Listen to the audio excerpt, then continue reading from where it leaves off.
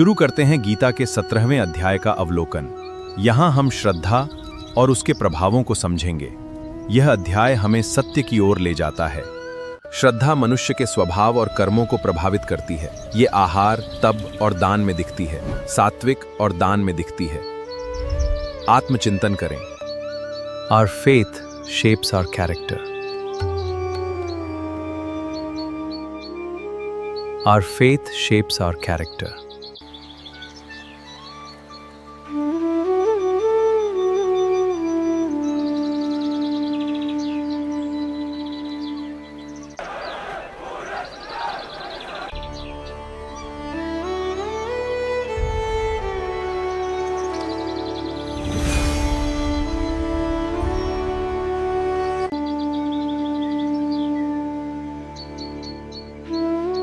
रेर्भाग्यनाहम्।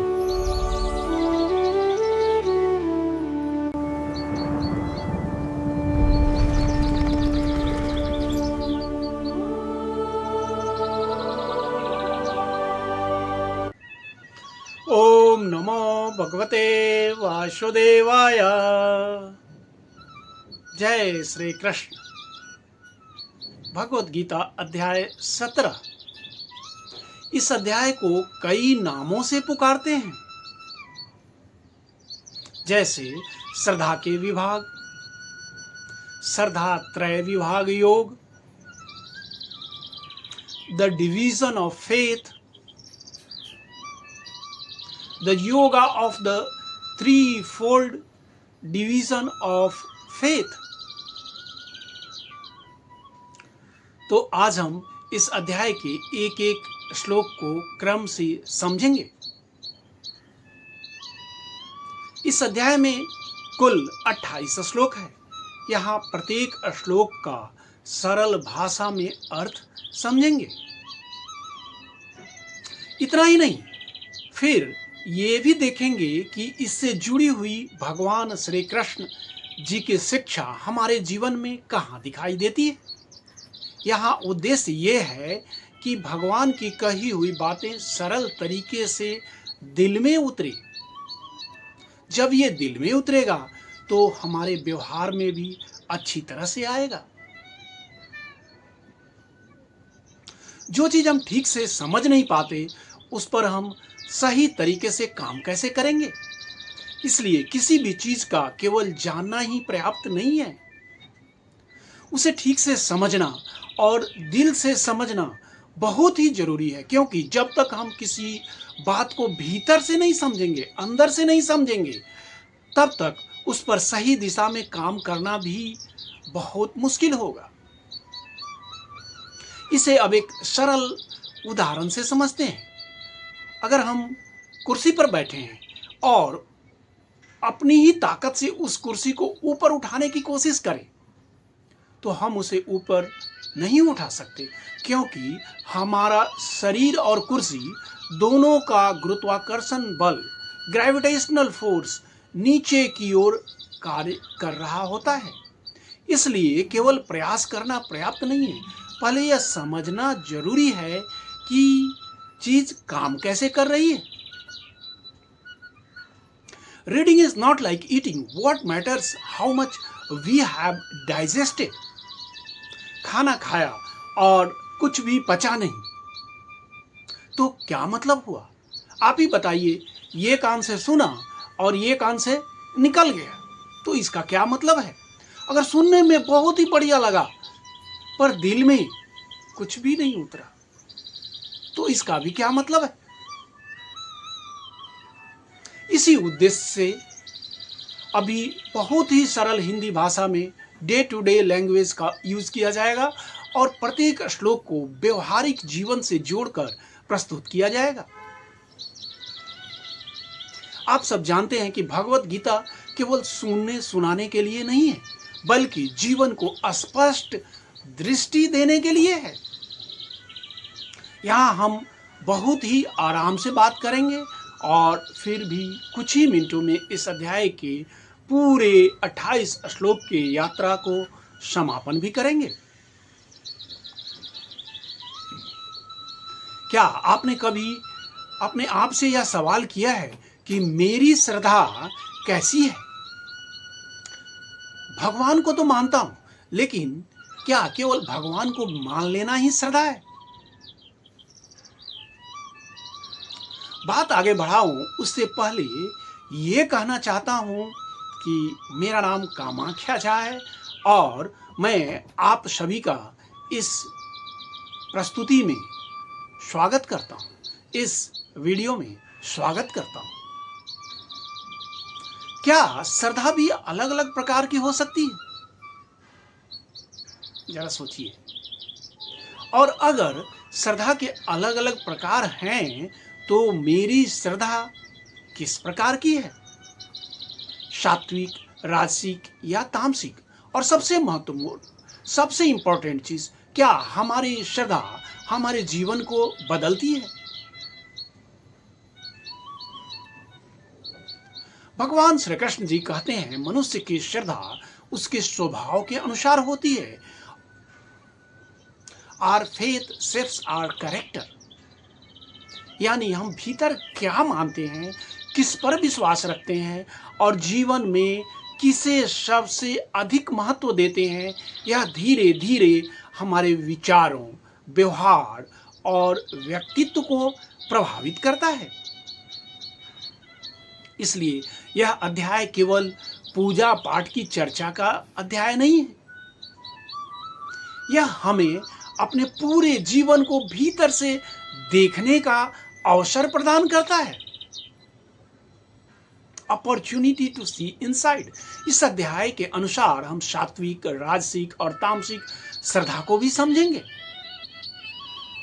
साथ ही भगवान कहते हैं कि हमारी श्रद्धा का प्रभाव हमारे आहार, यज्ञ, तप और दान पर भी पड़ता है। दो व्यक्ति एक ही धार्मिक कार्य कर सकते हैं, लेकिन एक भगवान की प्रसन्नता के लिए और दूसरा सम्मान, प्रतिष्ठा और लाभ के लिए। हाँ, सम्मान, प्रतिष्ठा और लाभ के लिए भी किया जाता है। बाहर से कर्म एक जैसा लगता है, लेकिन भावना अंदर से अलग अलग होती है।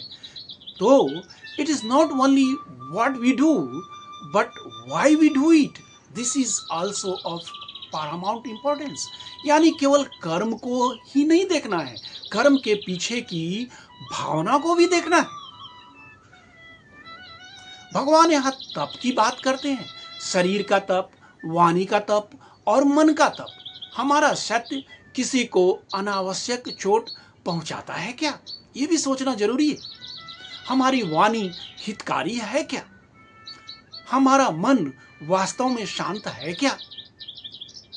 Real spirituality begins with in, हमारे अंदर शुरू होती है। फिर भगवान दान की बात करते हैं। कोई बिना अपेक्षा सहायता करता है, कोई बदले की उम्मीद से करता है और कोई सहायता करके भी, दान दे के भी सामने वाले को सम्मान नहीं करता। यहां देखिए, तीनों ने दान दिया, लेकिन सबकी भावना अलग अलग है। The heart behind the action matters, यही बात पूरे अध्याय में बार बार आती है। कर्म के पीछे का हमारा उद्देश्य अत्यंत ही महत्वपूर्ण है। It is very important. अध्याय के अंत में भगवान हमें ओम तत्सत के गहरे सिद्धांत तक ले जाते हैं। हमारे यज्ञ, तप, दान और कर्म केवल अहंकार या स्वार्थ के लिए नहीं होना चाहिए। उनमें परम सत्य और भगवान के प्रति समर्पण का भावना होना चाहिए। The real lesson is in our daily life. मेरी श्रद्धा कैसी है? मेरे कर्म के पीछे की भावना क्या है? फीलिंग क्या है? इंटेंशन क्या है? मैं जो कर रहा हूं वह क्यों कर रहा हूं? और मेरी श्रद्धा मुझे क्या बना रही है? This is the real question, this is the important question. तो आइए, जैसा अभी कहा था उसी के अनुरूप इस अध्याय के एक एक श्लोक को सरल भाषा और जीवन के उदाहरण के साथ समझते हैं। और देखते हैं कि हमारी श्रद्धा हमें किस दिशा में ले जा रही है, कौन से डायरेक्शन में ले जा रही है। अर्जुन पूछते हैं, हे कृष्ण, जो मनुष्य शास्त्र विधि को छोड़कर श्रद्धा पूर्वक यज्ञ या पूजा करते हैं, उनकी निष्ठा किस प्रकार की मानी जाती है? किस प्रकार की मानी जाए, सात्विक, राजसिक या तामसिक? मान लीजिए कोई कहता है, मैं भगवान को श्रद्धा से मानता हूं, इसलिए मुझे शास्त्र में क्या लिखा है इसकी आवश्यकता नहीं है। आपको कई लोग ऐसे मिलते होंगे। प्रश्न है, क्या केवल श्रद्धा पर्याप्त है या श्रद्धा की प्रकृति को भी समझना आवश्यक है? इसके नेचर को भी समझना आवश्यक है। अर्जुन भगवान श्री कृष्ण से यही जानना चाहते हैं, क्योंकि श्रद्धा हो सकती है लेकिन उसका स्वरूप, उसका फॉर्म अलग अलग हो सकता है। Faith has also different qualities. भगवान श्री कृष्ण कहते हैं, मनुष्यों की श्रद्धा उसके स्वभाव से उत्पन्न होती है और ये 3 प्रकार की होती है, सात्विक, राजसिक और तामसिक। अब इसके विषय में सुनो। एक व्यक्ति प्रार्थना करता है, हे प्रभु, मुझे सही मार्ग पर चलने की बुद्धि दीजिए। दूसरा कहता है, हे भगवान, मेरा काम सफल कर दीजिए। और तीसरा, वो पूजा या जो कुछ भी इसलिए कर रहा है कि भय और अज्ञान के कारण कर रहा है। देखिए, श्रद्धा तीनों में है लेकिन एक जैसी नहीं है। The quality of faith matters. हे भारत, प्रत्येक मनुष्य की श्रद्धा उसके स्वभाव के अनुरूप होती है। मनुष्य श्रद्धामय है, जिसकी जैसी श्रद्धा होती है वह वास्तव में वैसा ही होता है। अगर श्रद्धा सत्य, सेवा और भगवान में है तो विचार और कर्म भी उसी दिशा में जाते हैं। दे गो इन द सेम डायरेक्शन। अगर श्रद्धा धन, शक्ति और प्रतिष्ठा में है तो जीवन के निर्णय भी उसी के आसपास घूमते हैं। It revolves around that. जैसी श्रद्धा वैसा मनुष्य। हमारे विश्वास धीरे धीरे हमारे चरित्र का हिस्सा बन जाते हैं। What we believe shapes our character. सात्विक मनुष्य देवताओं की पूजा करते हैं, राजसिक मनुष्य यक्ष और राक्षसों की पूजा करते हैं, और तामसिक मनुष्य प्रेतों तथा भूत प्रेतों के समूह को पूजा करते हैं। यहाँ भगवान समझाते हैं कि मनुष्य की श्रद्धा उसकी आंतरिक प्रकृति के अनुरूप होती है। सात्विक व्यक्ति उच्च और शुद्ध उद्देश्य की ओर तथा राजसिक व्यक्ति शक्ति और सांसारिक लाभ की ओर, वहीं तामसिक व्यक्ति अज्ञान और निम्न धारणाओं की ओर आकर्षित हो सकता है। अब यहाँ एक नेचुरल प्रश्न उठता है, यक्ष और राक्षस कौन है और आज के समय में इसकी पूजा कौन करता है? मैं अपने अनुभव से कहूं तो मैंने आज तक किसी यक्ष को नहीं देखा है, किसी राक्षस को नहीं देखा है। आपने देखा है क्या? फिर कृष्ण जी यहाँ इनकी पूजा की बात क्यों कर रहे हैं? इसे थोड़ा व्यापक अर्थ में समझना होगा। We need to understand it in the vast form. शास्त्रों में यक्ष और राक्षसों का वर्णन अलग प्रकार के सूक्ष्म तथा अलौकिक सत्ताओं के रूप में मिलता है। यक्षों का संबंध विशेष रूप से कुबेर और धन संपत्ति से बताया गया है। इसलिए यहाँ बात केवल किसी ऐसे जीव को सामने बैठाकर पूजा करने की जरूरत नहीं है, बल्कि ऐसी शक्तियों की उपासना या आराधना की प्रवृत्ति है जिसे मनुष्य अपनी भौतिक इच्छा, धन, शक्ति या प्रभाव प्राप्त करना चाहता है। अब कुछ उदाहरण लेते हैं।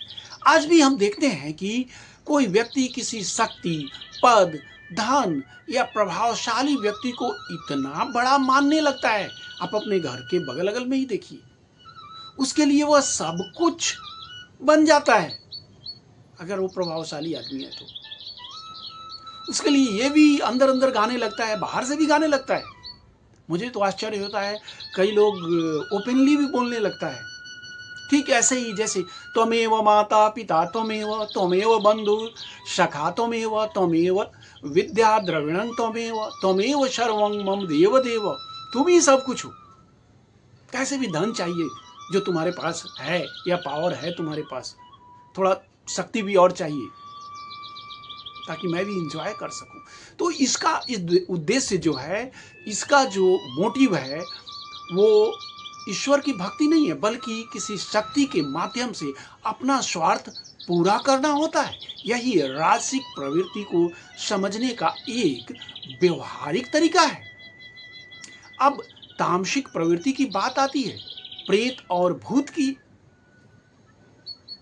प्राचीन भारतीय परंपरा में प्रेत, भूत आदि को सूक्ष्म सत्ता के रूप में बताया गया है, और कुछ लोग ऐसी शक्तियों की पूजा या तांत्रिक साधना के माध्यम से अपने स्वार्थ सिद्धि का प्रयास करते थे। हमने बचपन में भी भूत प्रेत, झाड़ फूक की बहुत सी बातें सुनी थी, लेकिन इसका अर्थ यह नहीं है कि किसी व्यक्ति का असामान्य व्यवहार देखकर तुरंत यह कह दे कि उसके ऊपर भूत आ गया है, या उसके पीछे शारीरिक या मानसिक कारण भी हो सकते हैं। This is also possible. तो फिर कृष्ण जी इन बातों को क्यों बता रहे हैं? हमें यह समझा रहे हैं कि मनुष्य की श्रद्धा भी उसके स्वभाव के अनुसार होती है। जिसकी श्रद्धा सात्विक है वह अपने से ऊपर की दिव्य शक्ति की ओर जाता है। जिसकी श्रद्धा राजसिक है वह शक्ति, धन, प्रभाव और भौतिक लाभ पाने की शक्तियों का सहारा ढूंढ लेता है। और जिसकी प्रवृत्ति तामसिक है वह अंधविश्वास, भय, हानि पहुंचाने वाले साधनों अथवा निम्न स्तर की शक्तियों की ओर भी आकर्षित हो सकता है। इसलिए इस श्लोक को केवल यह सोचकर नहीं छोड़ देना चाहिए कि मैंने तो कभी यक्ष, राक्षस या भूत नहीं देखा। भाई मैंने भी नहीं देखा है, फिर यह श्लोक मेरे लिए कैसे है? यहाँ इंटेंट जो है अलग है, जैसा मैंने अभी इसे बताया है। असल प्रश्न यह है कि मेरी श्रद्धा किस दिशा में जा रही है। मैं भगवान को पाने के लिए पूजा करता हूं, या भगवान से अधिक अपनी भौतिक इच्छाओं को पाने के लिए किसी शक्ति का सहारा ले रहा हूं? यही इस श्लोक का हमारे जीवन के लिए वास्तविक संदेश है। Our faith reflects our inner nature. जो लोग शास्त्र विधि के विरुद्ध घोर तप करते हैं और दंभ, अहंकार, कामना तथा आसक्ति से युक्त होते हैं, वे ऐसे तप को करते हैं। मान लीजिए कोई कठिन तप कर रहा है, लेकिन चाहता है लोग मुझे महान तपस्वी समझे। बाहर से तप है, लेकिन भीतर अहंकार और दिखावा है। इसलिए केवल कठिन काम करना आध्यात्मिक महानता का प्रमाण नहीं है। Hard work alone does not make it spiritual. ऐसे लोग अज्ञान के कारण अपने शरीर को कष्ट देते हैं और शरीर में स्थित मुझ परमात्मा की उपेक्षा करते हैं। भगवान यहाँ कह रहे हैं ऐसे लोग को आसुरी निश्चय वाला जानना चाहिए। हमारा शरीर भी भगवान की व्यवस्था का हिस्सा है, इसलिए केवल हट करके शरीर को अनावश्यक कष्ट देना अनावश्यक तकलीफ देना आध्यात्मिक कहलाने का प्रमाण नहीं है। यदि तप केवल दिखावे के लिए है तो साधना से अधिक अहंकार हो सकता है। A spiritual practice should purify us, not punish us. वो हमें सजा के रूप में नहीं होना चाहिए। भोजन, यज्ञ, तप और दान ये एक दूसरे से जुड़े हुए हैं, इंटरकनेक्टेड है। जैसा हमारा स्वभाव और श्रद्धा होता है वैसा ही प्रभाव इन सभी में दिखाई देता है। अतः भगवान कहते हैं मनुष्य का भोजन भी 3 प्रकार का होता है। इसी प्रकार यज्ञ, तप और दान भी 3 प्रकार के होते हैं। भगवान अब हमारे दैनिक जीवन की बात करते हैं, डे टू डे लाइफ की बात करते हैं। हम क्या खाते हैं, किस प्रकार पूजा करते हैं, किस प्रकार तप करते हैं, किस भावना से हम किसी को दान देते हैं, इन सब पर 3 गुणों का प्रभाव पड़ता है। यानी गीता केवल मंदिर और पूजा तक सीमित नहीं है। Gita enters in our daily life. ताजा, पौष्टिक और उचित मात्रा में लिया गया भोजन जो शरीर को स्वस्थ और मन को शांत एवं प्रसन्न रखता है वह सात्विक आहार की दिशा में आता है। अतः भगवान कहते हैं जो आहार आयु, सत्व, बल, आरोग्य, सुख और प्रसन्नता देने वाला हो, बढ़ाने वाला हो, जो रसयुक्त हो, स्निग्ध अर्थात उचित मात्रा में चिकनाई और पोषण वाला भोजन हो, जो स्थिर और हृदय को प्रिय हो, ऐसा आहार सात्विक लोगों को प्रिय होता है। ताजा, हितकारी और उचित मात्रा में लिया जाने वाला भोजन जिसके बाद शरीर और मन सहज रहे, सात्विक आहार की दिशा में आता है। भगवान केवल स्वाद नहीं भोजन के प्रभाव की भी बात कर रहे हैं। क्या वह स्वास्थ्य, शक्ति, प्रसन्नता, स्थिरता देता है। Food is not only about taste, it's effect also matters. अत्यधिक कड़वे, खट्टे, नमकीन, बहुत गर्म, तीखे, रूखे, जलन उत्पन्न करने वाले आहार राजसिक लोगों को प्रिय होते हैं। ऐसी आहार दुख, शोक और रोग उत्पन्न करने वाले होते हैं। कुछ लोगों को बहुत तीखा, खट्टा, मसालेदार भोजन पसंद होता है। भगवान सामान्य स्वाद को गलत नहीं कह रहे हैं, बट अत्यधिक उत्तेजक, कष्टकारी भोजन की बात है। इसलिए भोजन में संतुलन भी महत्वपूर्ण है। Too much can disturb the balance, isn't it? जो भोजन बहुत समय पहले का हो, रसहीन हो, दुर्गंध युक्त हो, बासी हो, झूठा हो, अपवित्र हो, वह तामसिक लोगों को बहुत अच्छा लगता है, प्रिय लगता है। ऐसे भोजन जिसकी ताजगी समाप्त हो गई हो या जिसमें दुर्गंध आ रही हो, शरीर के लिए हितकारी नहीं है। भोजन को केवल पेट भरने के लिए नहीं, हम अपने शरीर में क्या डाल रहे हैं वह हमारे जीवन पर प्रभाव डालता है। What we consume, it really matters. जो यज्ञ शास्त्र विधि के अनुसार फल की इच्छा न रखने वाले लोगों द्वारा केवल कर्तव्य समझकर और मन को एकाग्र करके किया जाता है वह सात्विक यज्ञ है। 2 व्यक्ति धार्मिक सेवा कर रहे हैं, एक सोचता है यह मेरा कर्तव्य है, भगवान की सेवा होनी चाहिए। दूसरा सोचता है मेरी प्रशंसा होगी अगर हम ऐसा करेंगे तो। बाहर से कर्म एक जैसा है लेकिन भावना जो है अलग अलग है। पहले में कर्तव्य और समर्पण है, दूसरे में फल और प्रतिष्ठा की इच्छा है। The intention behind the action matters. हे भरत श्रेष्ठ, जो यज्ञ फल की इच्छा से या दिखावे के लिए किया जाता है उसे राजसिक यज्ञ जानो।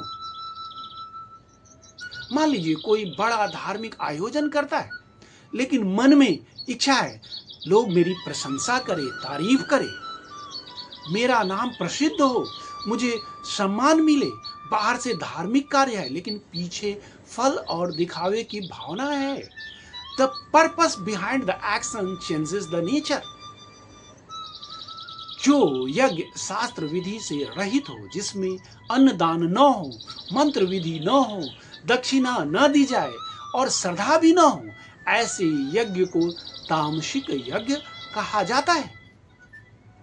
केवल बाहरी समारोह कर लेना यज्ञ नहीं है।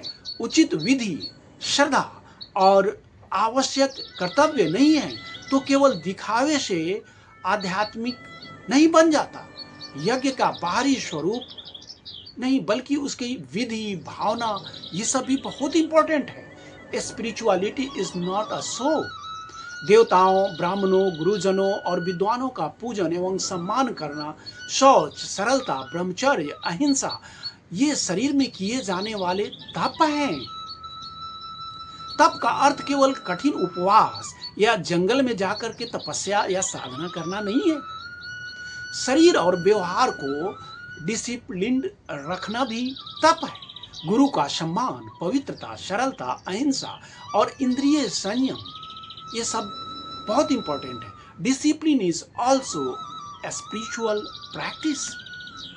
जो वाणी किसी को उद्विग्न न करे, ऐसी वाणी जिससे किसी के मन में बेचैनी, परेशानी या अशांति पैदा न हो, सत्य हो, प्रिय हो, हितकारी हो तथा शास्त्रों का नियमित अध्ययन किया जाए, इसे वाणी का तप कहा गया है। हमें किसी से कठिन बात कहनी हो तो सत्य बोल सकते हैं, लेकिन सत्य कहने का तरीका भी इंपॉर्टेंट है। बात ऐसी हो सकती है कि सामने वाला अपमानित हो, या वही बात शांत और हितकारी ढंग से कही जा सकती है। इसलिए सत्य के साथ प्रियता और हित भी आवश्यक है। थिंक बिफोर वी स्पीक, कि हम क्या लिख रहे हैं और क्या बोल रहे हैं। मन की प्रसन्नता, सौम्यता, मौन, आत्मसंयम और भावों की शुद्धि, इनको मानसिक तप कहा गया है।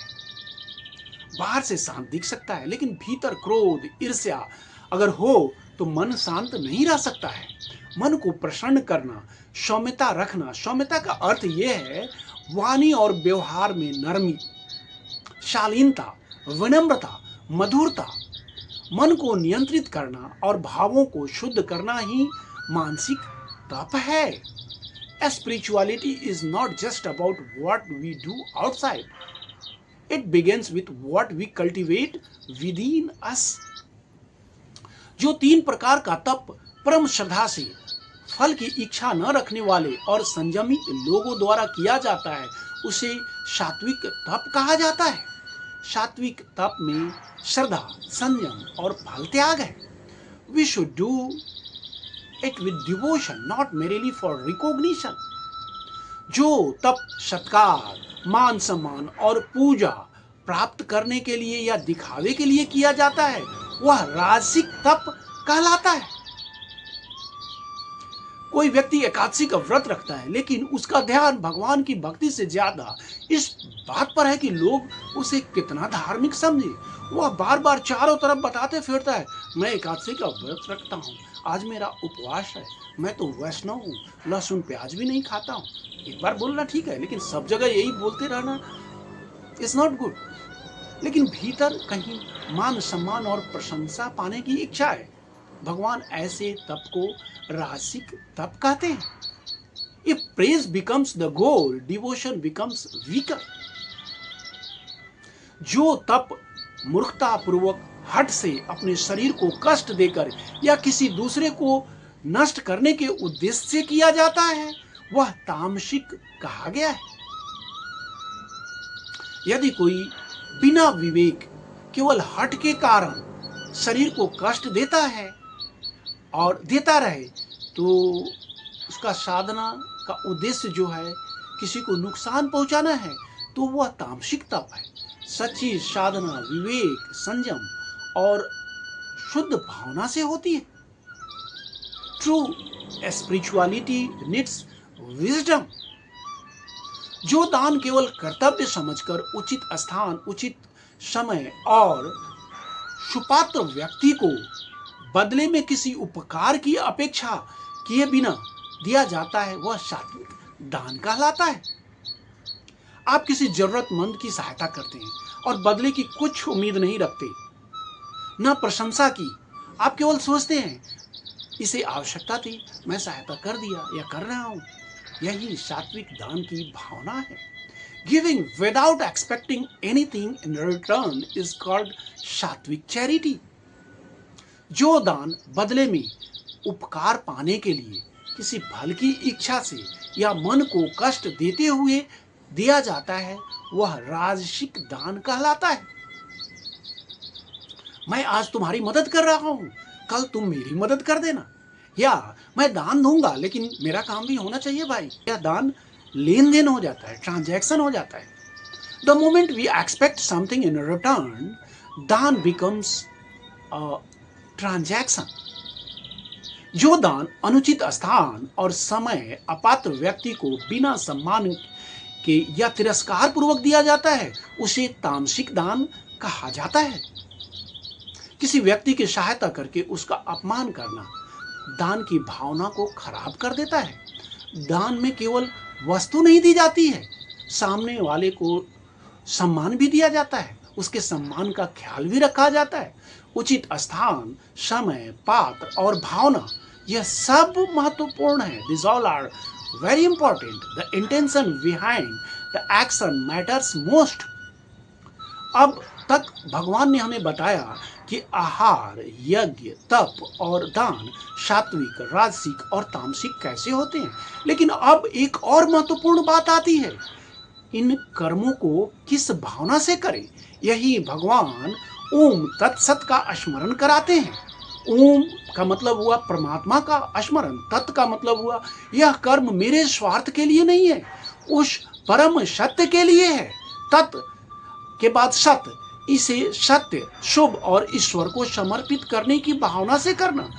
और यानी ओम तत्सत हमें याद दिलाता है कि हमारा कर्म केवल बाहर से अच्छा दिखने के लिए नहीं है, उसके पीछे ईश्वर का स्मरण, समर्पण भी होना चाहिए। भगवान कहते हैं कि ओम तत्सत, इन तीन शब्दों से परम ब्रह्म का निर्देश किया जाता है। इन्हीं के द्वारा पूर्व काल में ब्राह्मण, वेद, यज्ञ आदि का विधान हुआ है। हमें श्रद्धा, आहार, यज्ञ, तप और दान देखा, इन सब चीजों पर हमने नजर दिया। अब भगवान बताते हैं कि इन सब को किस दिशा में ले जाना है। ओम तत्सत, हमारे कर्म केवल अहंकार और स्वार्थ के लिए नहीं होने चाहिए, उन्हें परम सत्य की स्मृति और समर्पण होना चाहिए। We need to always remember the supreme purpose behind our action. इसलिए ब्रह्म को जानने वाले लोग शास्त्र विहित यज्ञ, दान और तप के कार्यों का आरंभ ओम का उच्चारण करके करते हैं। यह कार्य मेरे अहंकार के लिए नहीं है, मैं इसे भगवान को समर्पित करने की भावना से कर रहा हूं। इससे कर्म की दिशा बदल जाती है। Begins with remembrance of God. मोक्ष की इच्छा रखने वाले लोग फल की इच्छा न रखते हुए तत्व का स्मरण करके विभिन्न प्रकार के यज्ञ, तप और दान करते हैं। जब हम हर काम, एवरी वर्क के बाद पूछते हैं कि मुझे इससे क्या मिलेगा, तो मन फल की इच्छा से बांधता है। लेकिन जब हम ये सोचते हैं कि मैं यह एक उच्च उद्देश्य से कर रहा हूं, तो कर्म की भावना बदल जाती है, इसका इंटेंशन बदल जाता है। We need to do our duty without asking what will I get in return. हे पार्थ, सत शब्द का प्रयोग सत्य भाव और साधु भाव के अर्थ में तथा श्रेष्ठ और प्रशंसनीय कर्म के लिए भी किया जाता है। जहां सत्य है, अच्छाई है, श्रेष्ठ भावना और कल्याणकारी कर्म है, वहां सत्य की भावना है। सत्य हमें सत्य और श्रेष्ठ कर्म की ओर संकेत करता है, इंडिकेट करता है। So let us always choose truth, choose goodness and choose what is right. यज्ञ, तप और दान में जो दृढ़ता, स्थिरता होती है, उसे ही सत्य कहा जाता है। और परमात्मा के लिए किया जाने वाला कर्म भी सत्य कहलाता है। पूजा, सेवा या दान करना आसान है, लेकिन वर्षों तक श्रद्धा और समर्पण के साथ सही कर्म करते रहना स्थिरता है, स्टेबिलिटी है। यज्ञ में स्थिरता, तप में स्थिरता, दान में स्थिरता, भगवान के लिए किए गए कर्म में स्थिरता, यही सत्य की भावना है। हे पार्थ, श्रद्धा के बिना किया हुआ हवन, दिया हुआ दान, किया हुआ तप, अन्य कर्म असत कहलाता है। उसका फल न तो इस लोक में होता है और न मरने के बाद। मान लीजिए कोई पूजा कर रहा है लेकिन श्रद्धा नहीं है, दान केवल दिखावे के लिए है और तप केवल अहंकार के कारण, तो केवल बाहरी कर्म पर्याप्त नहीं है। भगवान हमें फिर उसी स्थान पर ले जाते हैं जहां से चर्चा शुरू हुई थी।